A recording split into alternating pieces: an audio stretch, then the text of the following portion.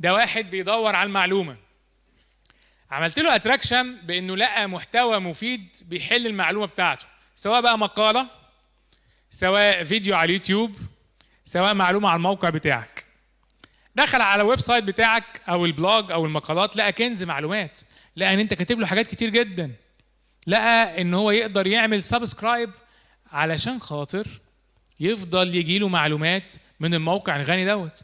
لعلمكم رغم ان انا شغال في الماركتنج لكن في حاجات انا مهتم بيها، رحت عملت سبسكرايب بارادتي كده من كتر جمال الكونتنت ومن كتر ما انا عارف اني هنسى اخش على الموقع دوت. انا عايزهم يبعتوا لي ايميلات عشان عايز ابص كل اسبوع كده على التوبيك ده عشان ما انساهوش. بعد كده الناس دي انت تبعت لها ايميلات تغذيها بالمعلومات، تقدر تطلب في الايميلات ايه؟ انه يشتري، تحط له لينكات يخش على الموقع تاني يشوف مقالة فلانية، يشوف الفيديو الفلاني، تطلب منه يشتري منتج فلاني.